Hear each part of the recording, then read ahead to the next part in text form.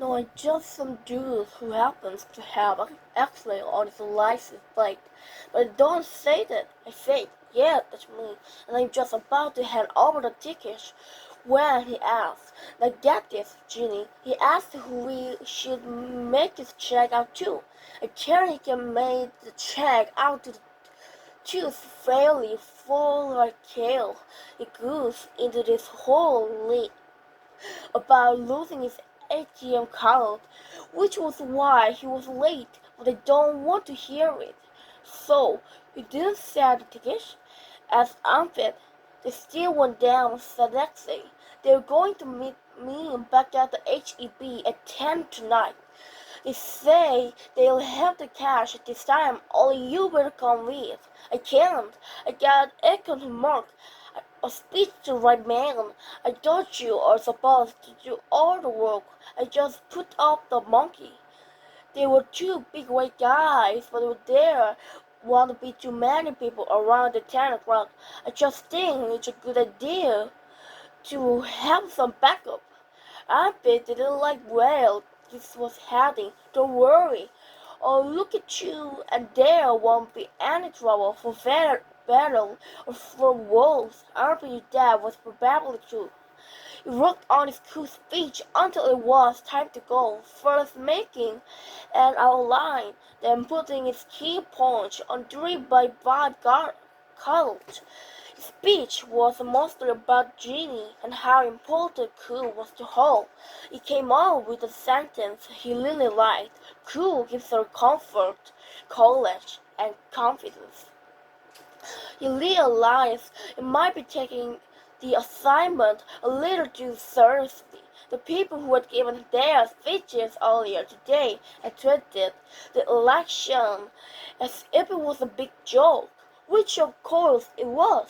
Well, Gall had urged everyone to vote for Mindful the monkey, because if it became ruler of the world, it would plant 1 million banana trees, and that would stop the destruction of the rain forest and help prevent global warming. Another kid urged everyone to vote for Wilbur the pig because she'd bring about world peace.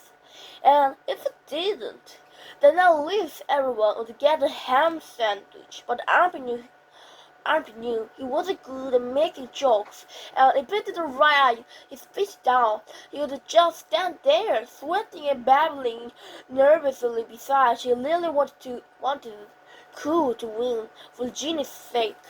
Axel showed up a little before 10. What are you up to?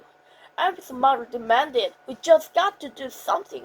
Armpit said as he hurried aside, knowing it helped the submit a sample when he returned.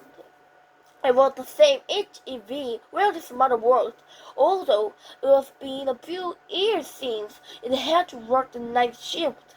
There were only a few cars in the parking lot and no white suburban. Man, I get sick of getting jerked around by those jokers. Axel complained. Just give him a couple of minutes, said Rabbit. It did say he wrote his ATM card. Maybe if he had been trouble getting the cash together. A couple of minutes, Axel agreed. And then we're out of here. It's desires back. Wow, they think we got nothing better to do than wait around for them. Desires back. Rabbit was feeling claustrophobic in the car and stared out the stress. Good idea, said Axel. Let them get a good look at you. You looked up and down the aisles. Maybe they were waiting at the other end of the parking lot, he suggested. I'm in the exact spot. Whether it was all in the exact spot.